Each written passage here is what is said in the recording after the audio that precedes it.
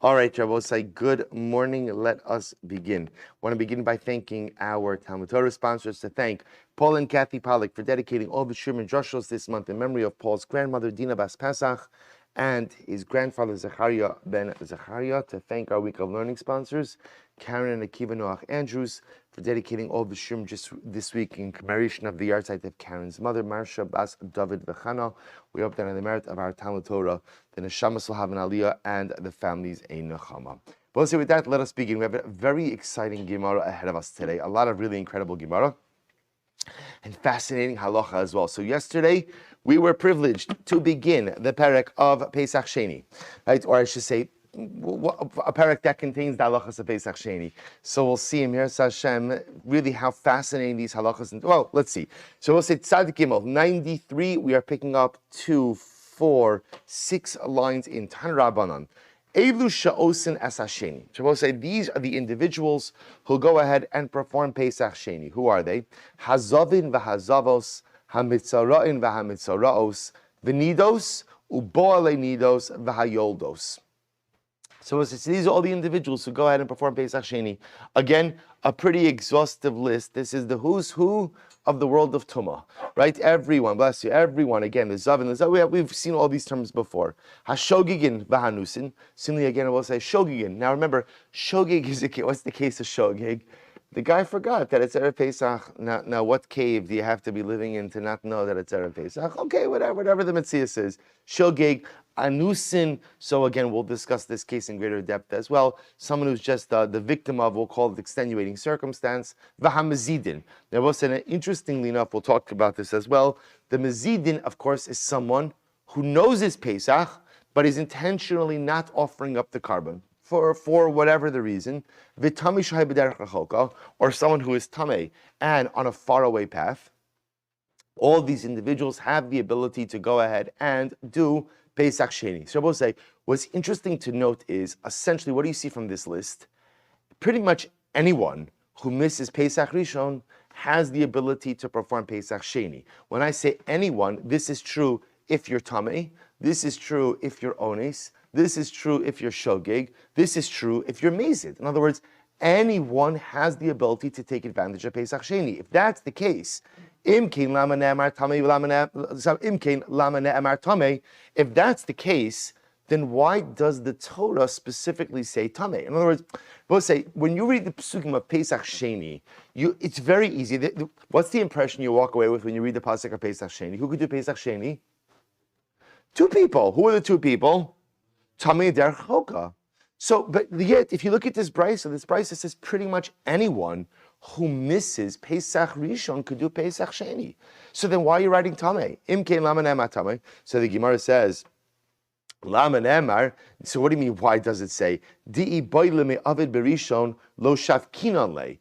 Well, say, so this is actually very interesting. No. Tamei is written why? Because halacha l'maisa to teach you that even if the individual who is tamei wants to do Pesach Rishon, we do not allow him to do so.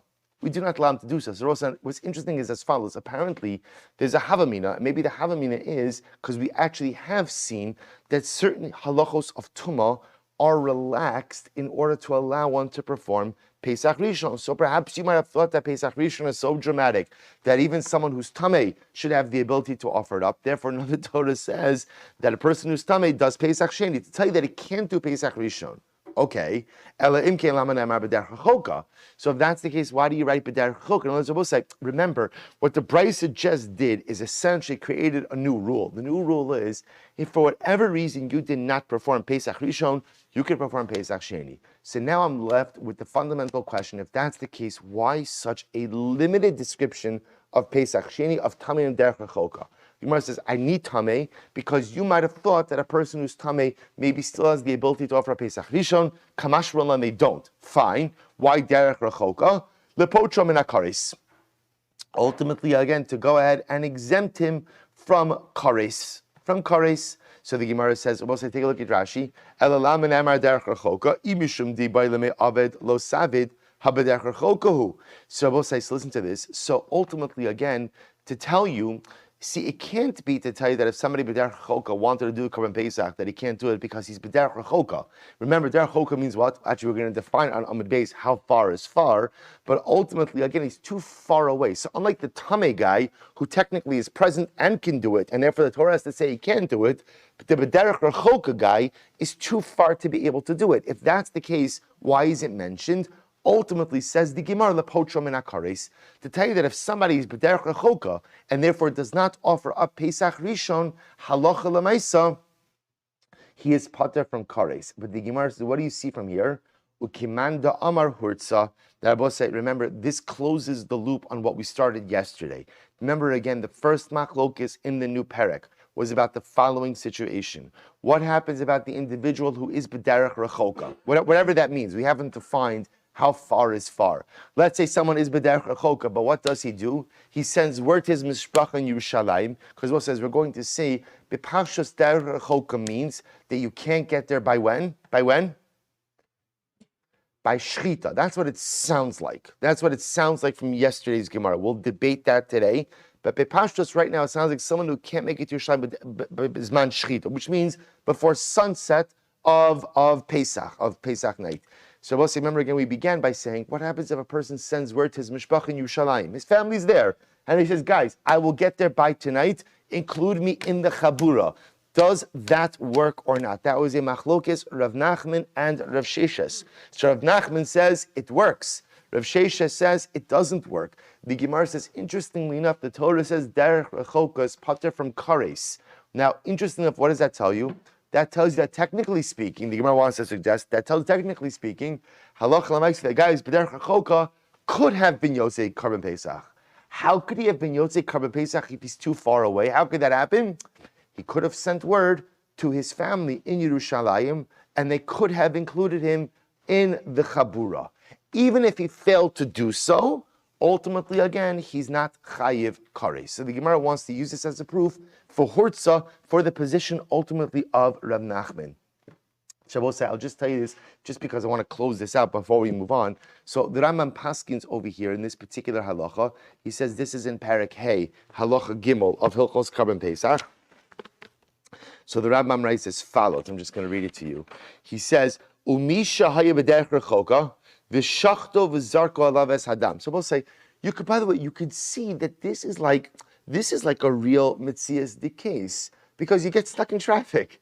Right? So I'm just saying, what we're going to talk about, how far is that rechoka, but you could have a guy who is just, I'm not going to make it to Yerushalayim in time for Shechita, but I will make it in time for Yom Tov.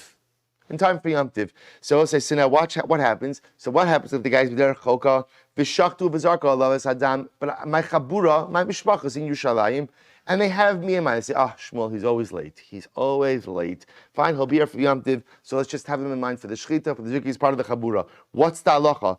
Afa pi shabal le'erev, lo hurtza v'chayev v'pesach sheni. So we'll say, ultimately, the Rambam Paskins, like the position of Rav Sheshes, that it does not work. In order for you to be part of a chabura, you must be present in Yerushalayim at the time of the shechita.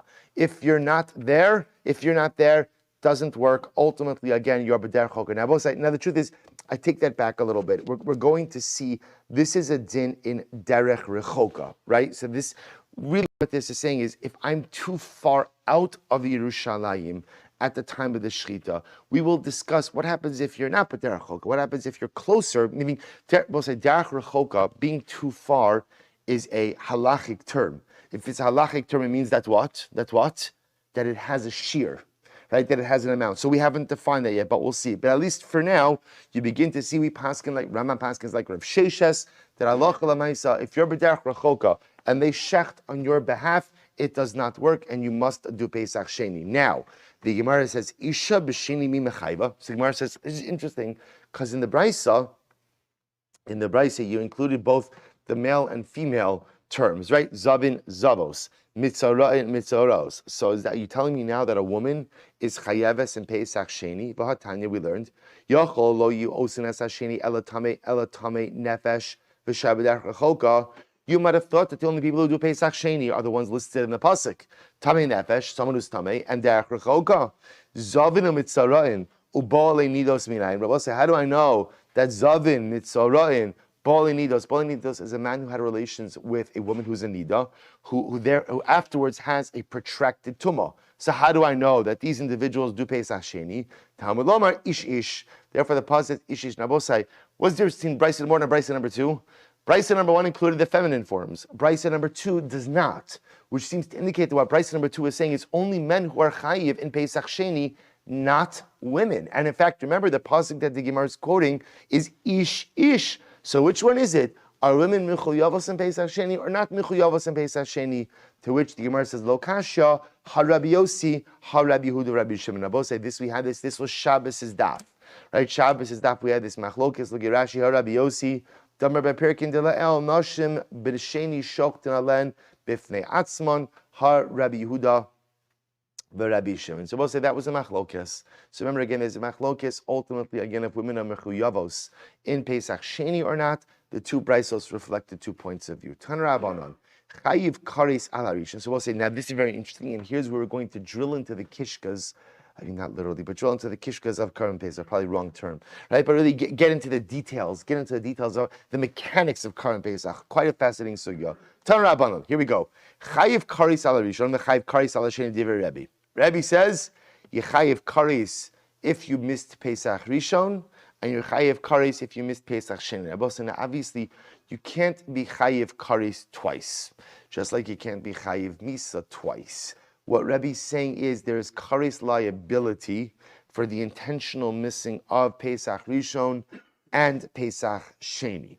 That's the halacha. Again, we'll define exactly what this means in just a moment. Take a look at Rashi. Rashi says, "Chayiv kares al rishon v'chayiv kares al sheni. Chayiv kares yesh al zeh v'al zeh. U'bechad gavra lo mishkakas. La the trei katli bechad gavra leka." So, the idea being obviously it doesn't mean two people. What we'll see what Rabbi means is each Karban Pesach and Karban Sheni. Pesach Rishon and Pesach Sheni are there's a chayiv kares on each of them. We'll define what that means in just a moment. Rabbi Nassan says, "Chayiv kares al rishon." Upater al hasheni. Rabbi Nassan says no. The chayiv kares only devolves upon Pesach Rishon, but not on Pesach Sheni. Rabbi Chananya ben Akavia says, Af al harishon eino chayiv kares, ela imkein lo asa es hasheni. And Rabbi Chananya ben Akavia says, even Pesach Rishon, there is no kares unless, of course, you didn't do Pesach Sheni. So Rabbi says, so 3 opinions. Rabbi says, we'll define what they mean in just a moment. Rabbi says, kares for Pesach Rishon and Pesach Sheni. Rabbi Nassan saying kares on Pesach Rishon, pater on Pesach Sheni. Rabbi Chananya ben Akavia, ultimately, again, even the first one, there is no chayiv kares, unless, of course, you did not do Sheni. Now, what does this mean? So we'll say, here we go. Va'azdal tamayu. We'll say, this is such a fascinating case. They go according to their reasoning. This sanya, here we go. Gershin is gayer ben shnei Pesachim. We'll say, what a great case. What a great case. Carpal? Right? What a great case. So the Gemara says as follows. Gershin is gayer ben shnei Pesachim. We'll say, so listen to this. What happens if someone converts in between Pesach Rishon and Pesach Sheni? We'll say, you hear this case? Pesach Rishon and Pesach Sheni. What happens? So the Gemara says, "V'chein katan shehigdil ben shnei Pesachim." We'll say, what a great case. Or a katan becomes a gadol in between Pesach Rishon and Pesach Sheni. So we'll say, you hear what a great case this is? Pesach Sheni we normally look at as what? As a tashlumin, right? It's a makeup date for Pesach Rishon. What's the common denominator in both these cases? The katan who became a gadol, or the ger who converted. What's the common denominator? No, neither of them were chayiv in Pesach Rishon. So if you're not chayiv in Pesach Rishon, what's the nature of your obligation in Pesach Sheni? Great case. So the Gemara says, listen to this. So Gershon is chayiv ben shnei Pesachim, v'chein katan shegdol ben shnei Pesachim, chayiv lasos Pesach Sheni divrei Rabbi. So let's listen to this. So Rabbi says, the ger has to do Pesach Sheni, the katan has to do Pesach Sheni. Then I both say, now what's the logic? Look at Rashi for just a moment. It's Rashi in the second wide line. Chayiv lasos Pesach Sheni. Again, I'm just giving you coming attraction. Rashi says, "The kasava regel b'fnei atzmahu ve'islei chiyuva ba'an pei nafshev pilaman delo ichsmishon." So listen to this. Rabbi holds that Pesach Sheni is his regel b'fnei atzmo.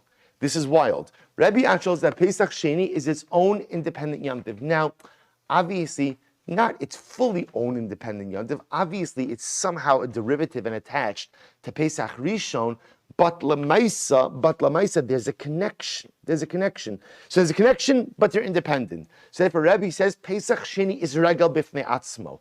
Therefore, even if you were totally exempt from Pesach Rishon, and it's more than exempt, you were not shaykh to Pesach Rishon. You were a Gentile Pesach Rishon. You were a Katan Pesach Rishon. There's no shaykhus to Pesach Rishon. Still have to do Pesach Sheni. Incredible. So we'll say, now we're not finished. So that's Rabbi. Rabbi Nosson Omer, Kol shezakok l'rishon zakok l'sheni. Kol she'eno zakok l'rishon ein zakok l'sheni. Rabbi Nosson, on the other hand, holds that no, halacha l'maisa, if you're obligated in Pesach Rishon, you're obligated in Pesach Sheni. If you're not obligated in Pesach Rishon, you're not obligated in Pesach Sheni. So we'll say, so again, what's Rabbi Nosson's logic? Rabbi Nosson's logic is, Pesach Sheni is what we'll say. What is it? It's a tashlumin, it's a makeup. A makeup is obviously only meaningful if what? There was a level of obligation in the primary mitzvah. So if you were obligated in Pesach Rishon and you missed Pesach Rishon, Pesach Sheni is there ultimately, again, for you to go ahead and fulfill your obligation. But if halacha l'maisa, you went ahead and you were not chayiv in Pesach Rishon, there's no tashlumin in the Sheni. So I'll say pretty amazing. But let's just point out, according to Rabbi Nosson, this logic, we see this in other areas of halacha. For example, there's a halacha of tashlumin by tefillah. For some reason you missed shachris. So what's the halacha? You could daven mincha twice. When is there the concept of tashlumin? When? If, for example, you were obligated in the primary tefillah, but let's say for whatever reason you weren't obligated in Pesach, in Shachris. Let's say, I'll give you a paradigmatic example of this. Rahman al-San, a person is an onain, right? A person is an onain for Shachris, then the kvura happens. Do they have to daven mincha? So I don't daven on this. Do I have to daven mincha twice? And the answer is no, because I was pater from Shachris. So Rabbi Nosson will say, Pesach Sheni is a tashlumin for Rishon. So if you weren't chayiv in Rishon, i.e. because I was a guy or I was a katan, then at the end of the day, there's no Pesach Sheni. But my comment, the Gemara say, here we go, what do they argue about? Rabbi Savar, Sheni regal b'fnei atzmo. Rabbi holds, this is incredible, that Pesach Sheni is pretty much its own Yom Tiv. It's own Yom Tiv. And I will say, now I want to be clear, obviously, Rabbi doesn't disagree with the fact that Pesach Sheni, its essence is there as a makeup for Pesach Rishon, right? Rabbi can't deny that. Why can't Rabbi deny that? Because it's a pasuk, right? It says in the Torah. But Rabbi's saying just mechanically, once Pesach Sheni is here, the way it is ultimately viewed is as a regal bifnei atzmo. Ultimately, again, it's its own independent Yom Tiv. So the Gemara says, Rabbi Nosson Savar, Sheni Tashlumin, Rabbi Nosson Savar, Sheni Tashlumin derishonhu.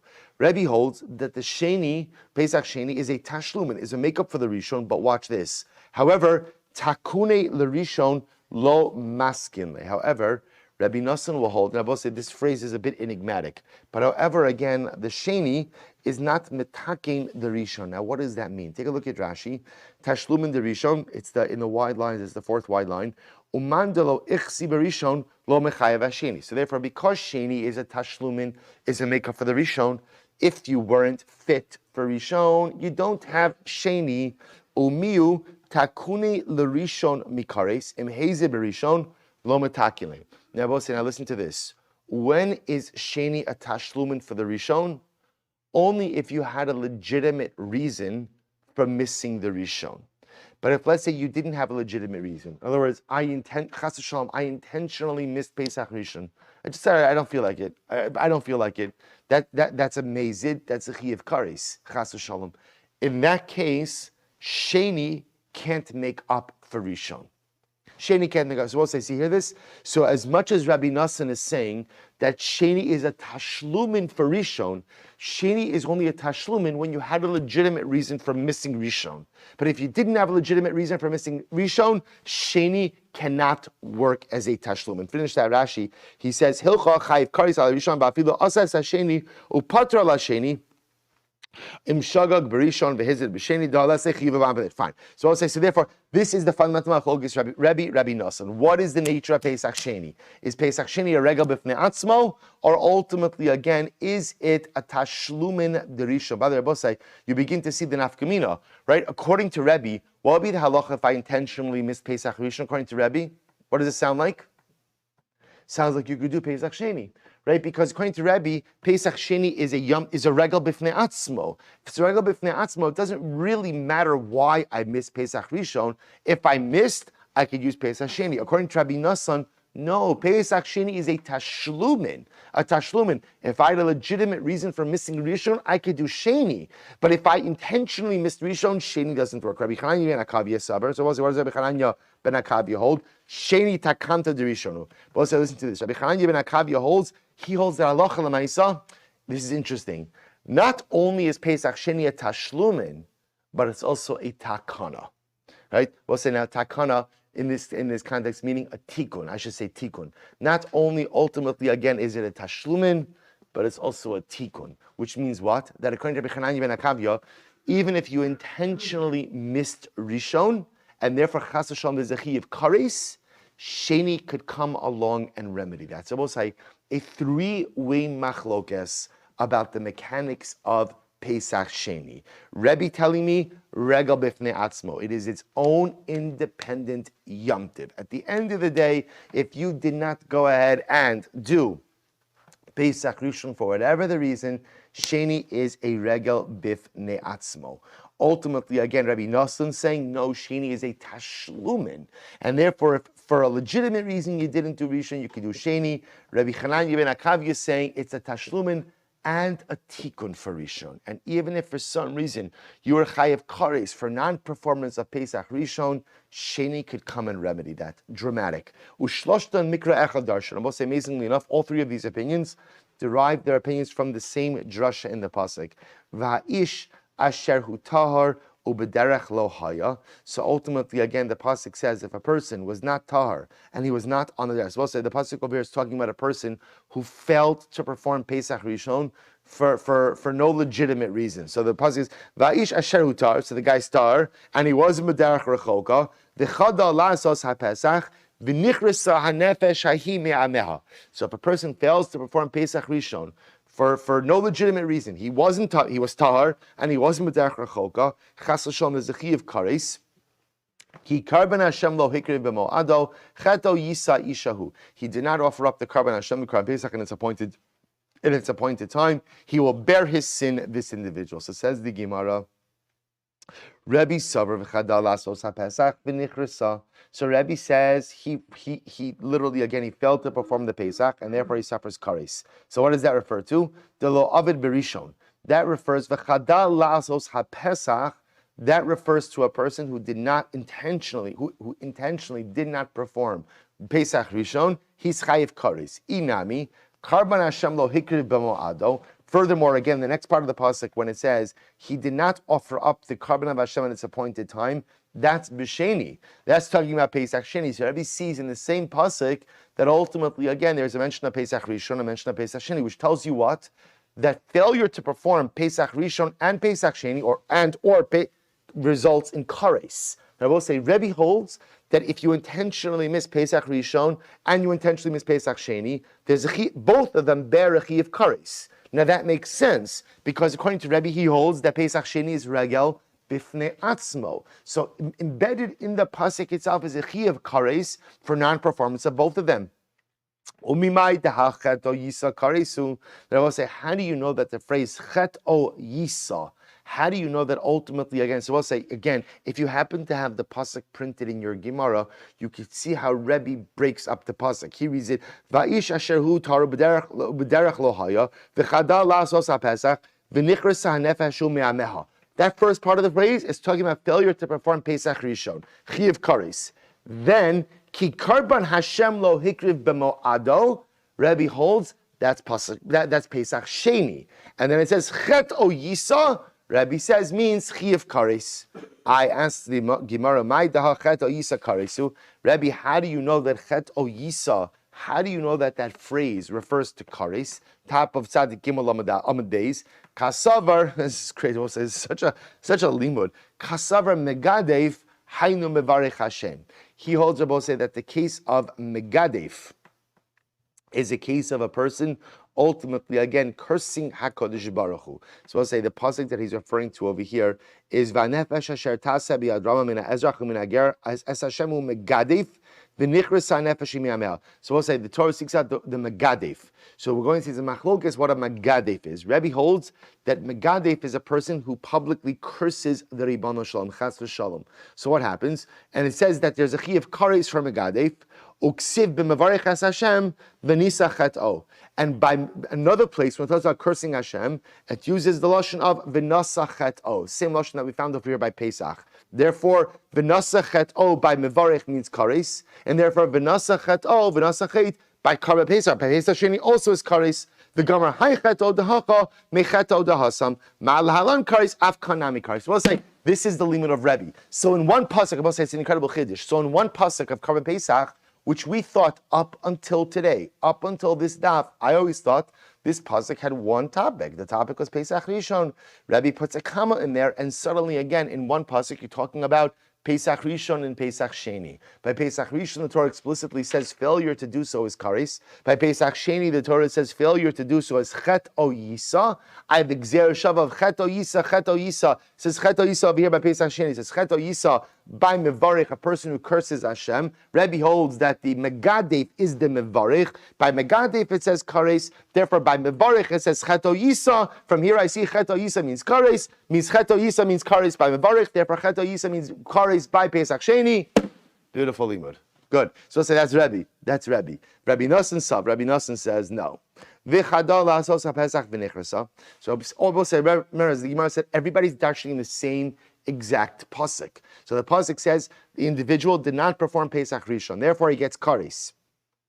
The high ki, that will say, now that lashon of ki is lashon daha, means because. Because this is what the Torah is saying. Because the individual did not offer up his Pesach Rishon in the right time. So the Gemara says, I'm sorry. If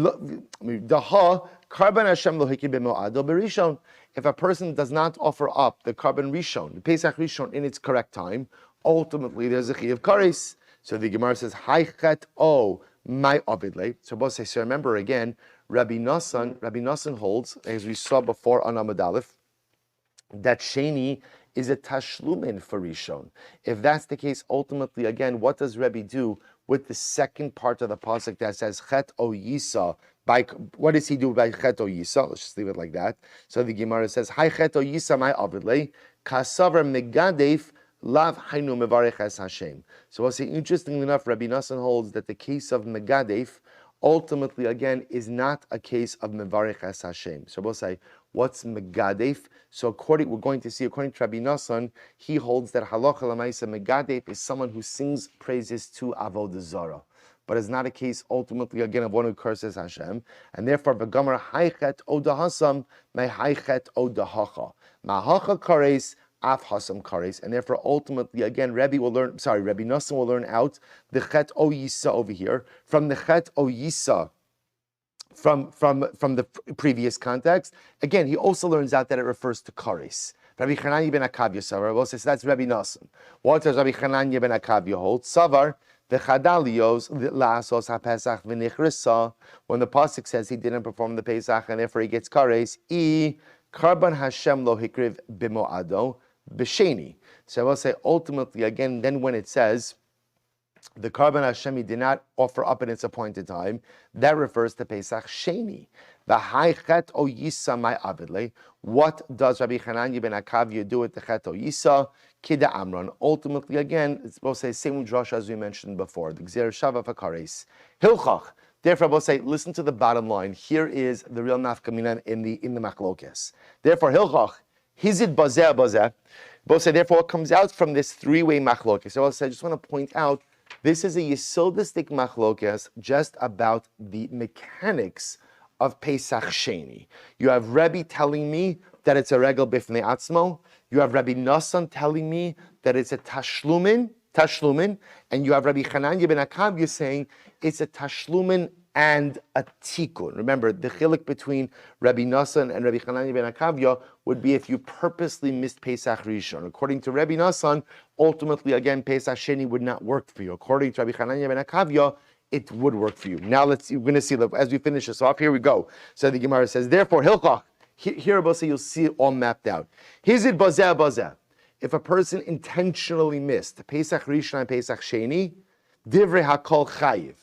Everyone agrees that you're chayiv. Okay, so that's easy. Shagag bazeh ubazeh.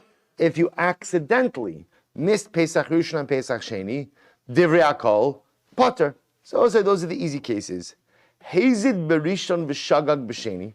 What happens if you intentionally missed Pesach Rishon and you accidentally missed Pesach Sheni? L'Rebbe u'Rebbe Nassan mechayvi. According to Rebbe and Rabbi Nassan, you'll be chayiv.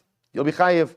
U'Rebbe Chananya ben Akavya potter. According to Rabbi Chananya ben Akavya, you're potter. Shagag berishon v'hezid b'sheni. What happens if you accidentally miss Pesach Rishon, but you intentionally missed Pesach Sheni? L'Rebbe chayiv, right? So according to Rebbe, you'll be chayiv because Rebbe holds that Pesach Sheni is regal b'fnei atzmo.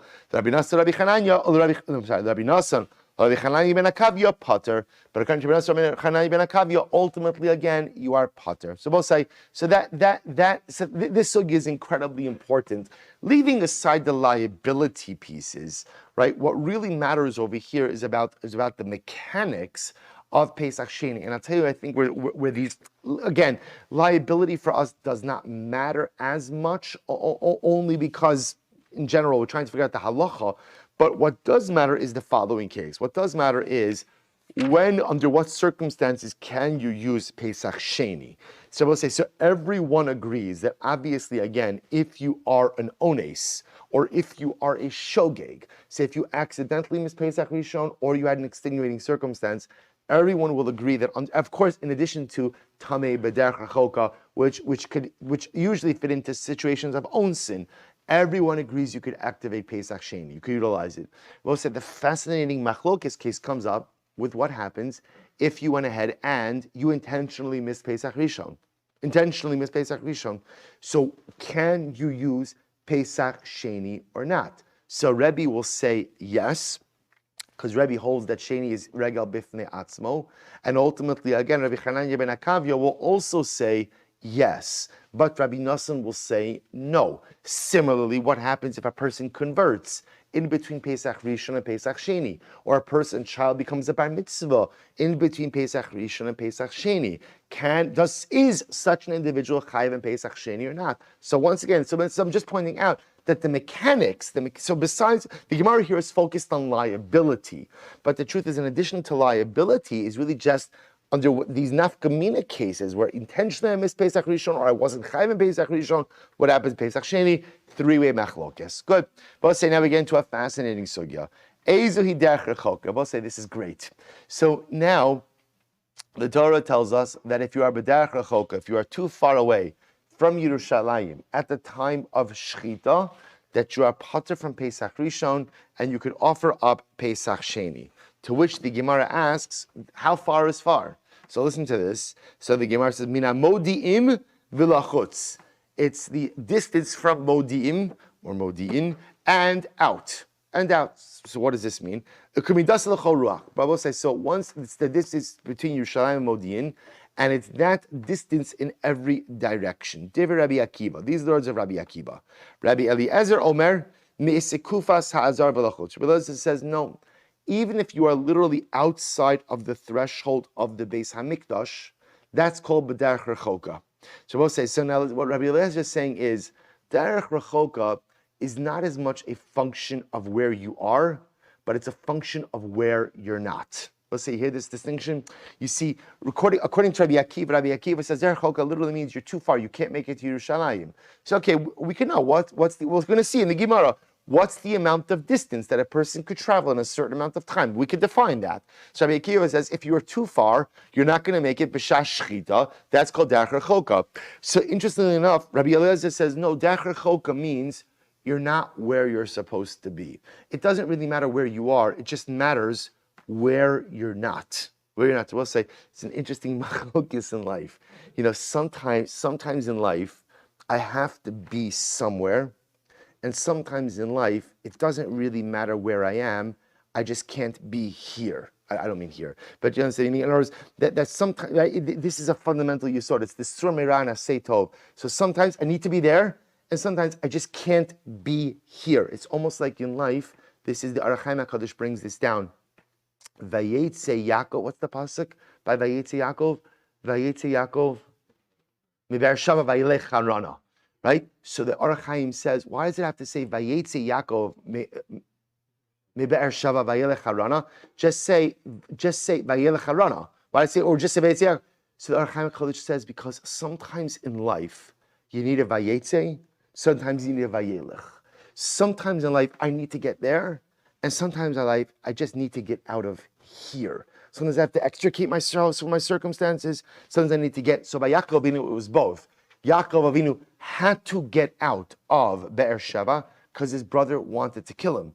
But he also had to get to Haran because that's where his destiny was. Sometimes I'm running from, sometimes I'm running to. A dramatic yesod. So says the Gemara, an incredible idea over here. So you have Rabbi Eliezer saying that halacha l'maisa, derech rechoka, is called mina modi'im v'lachutz. You have that's Rabbi Akiva. You have Rabbi Eliezer saying, no. If you're outside of the Beis Hamikdash, now I will say this is an incredibly novel idea. If you're outside of the Beis Hamikdash, literally you're standing outside of the Beis Hamikdash compound, but you're not in the Beis Hamikdash by shashrita. That's also called derech rechoka. So the Gemara says, Amar Rabbi Yossi lefichach nakud al hey lomar lo mipnei sherachok vadai ela mi'isikufas hazara v'lachot. I will say, therefore, if you happen to have the pasuk printed in your Gemara, you can see over here that the pasuk that the Gemara is quoting,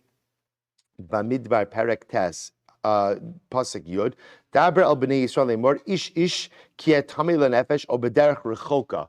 There's a little shmitchik on top of the hay. That's the technical term, right? There's a dot on top of the hay. So interestingly enough, comes along Rabbi Yossi and says to Rabbi Eliezer, that's why the Torah puts that little circle on top of the hay to tell you rechoka doesn't have to mean geographically distant. It's just that you're not where you're supposed to be. So because you're not where you're supposed to be, ultimately, again, you're considered to be b'derech rechoka. So the Gemara goes as well. So let's analyze this. This is really interesting. Says the Gemara, Amar Ula, Mina Modim Yisham. So we'll say, now how far is far? Now here's the great part. We'll say we know again. Let's just whether or not Modi'in of the Gemara is the exact Modi'in of today, Bepashtos is not. It's not like that. But listen to this. So Amar Ula, Mina Modi'im ul Yushalayim. How far is Modi'in from Yushalayim? Chamisha asar milin is 15 mil. 15 mil. Now, I will say, normally when we get to shiurim, we kind of just like move forward. Well, let's spend a little bit of time on this because it's actually interesting. So just to give you the ratio, right? 1 mil equals 2,000 amos. 2,000 amos is approximately 3,500 feet. And for our purpose, I'm rounding a little bit. And therefore, again, let's assume that it is 0.6 miles. 0.6 miles. So 1 mil is 0.6 miles, which tells you that what? That therefore, again, the distance from Modim to Yerushalayim is 9 miles. 9 miles. So we'll say this is very interesting. So the shiur of derech rechoka is 9 miles. 9 miles, okay. In this case, very interesting. So the Gemara says, Savarla ki hada amar Rabbi bar Bachana amar B'Yochanan. Listen to this. Kama mahalech adam bayom. What distance could a person walk in a day? So the Gemara says, Asara parsos mialos hashachar v'adan. So how far could a person walk? So 10 parsos. Both say, now watch this. If you look at Rashi says it's the first white line in Rashi. Asara parsos is arboim milim, 40 mil. So both say, so now we've established that a mil is 0.6 miles. So 40 mil is 24 miles. A person could walk 24 miles in a day, and I confirmed Rashi's shita with Google. It's true. If you Google it, right, average distance a person, they say 26 miles. Okay, but that could also be doing, it's all the same. Remember, I'm also rounding up these numbers a little bit because there's a big machlokes, even on both sides. Again, I told you that 1 mil is 3,500 feet. The truth is, that's a little bit of a middle shita. It kind of goes from like 32 something to 36 something else. So again, we're rounding a little bit. See, interestingly enough, in the Isaac Chazal, an average person could walk 24 miles in a day. But I want to be clear. That's if you're walking the whole day. 24 miles in a day. So watch this. So we'll say, how is that broken up? Now, this is very important. How is this broken up? This is so incredible. So a person can walk 10 parsos. So me'alos hashachar va'adanei tzachama chameshes milin. From alos hashachar, which is dawn, until netzachama, till sunrise, a person could walk 5 mil. 5 mil. Mishkia sachama v'atzeis hakochavim chameshes milin. From shkia sunset until tzeis, a person could also walk 5 mil. So we'll say, so that's 10 mil of the day that's taken up between alos and netz, and shkia and seis. So therefore, pashulei tlasin, that leaves me 30 mil to walk in the rest of the day. So the Gemara says, chamesar mitzafar lepalga diyoma. I could walk 15 mil from sunrise to midday. V'chamesar mipalga diyoma la'arta. And I could walk another 15 mil, ultimately, again, from midday until sunset. Now, we'll say, now, why is that important? Because remember, again, it's that last part that I need for our purposes over here. What does derech rechoka mean? Derech rechoka means, bepashtos, I can't make it to Yerushalayim during the time of Shechita. We'll say, what's the time of Shechita? Let's prolong the window just a little bit, but let's assume it's from midday. It's not really from midday, it's later. But let's assume it's from midday, ultimately again until sunset. What's the amount of distance I could walk between midday and sunset? 15 mil. Therefore, if I am more than 15 mil out of Yerushalayim during the time of Shechita, that is called derech rechoka. And that's why the Gemara chooses to measure this min modi'im, right? I think current day Modin is more than 9 miles out of Yerushalayim, no? Pretty sure. Right, I think so. All right. In any event, so let's say the idea of the Gemara says over here is that halacha l'maisa, that's the shiur. So 15 mil ultimately again is the distance. Ula l'tamei, the Amar Ula said, Ezui derech rechoka. What's the definition of derech rechoka? Kol she'en yachal likanis b'shas shchita. So we'll say, so this goes according to Ula, because remember, according to Ula, the definition of derech rechoka ultimately is that I can't get to Yerushalayim in time for Shechita.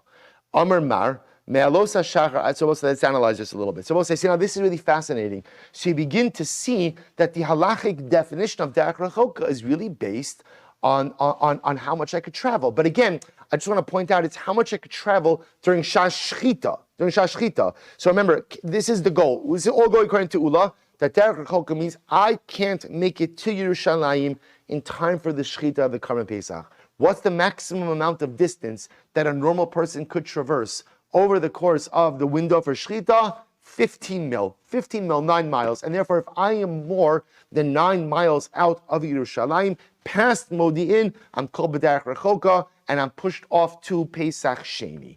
Amar Mar, me'alos hashachar denei tzacham chameshes milin. So how do I know that from alos hashachar, from dawn up until nates, I could walk the distance of 5 mil? So the Gemara says, min and from where do I know this? Tichsiv ukimo hashachar Allah v'ya'itzu hamalachim.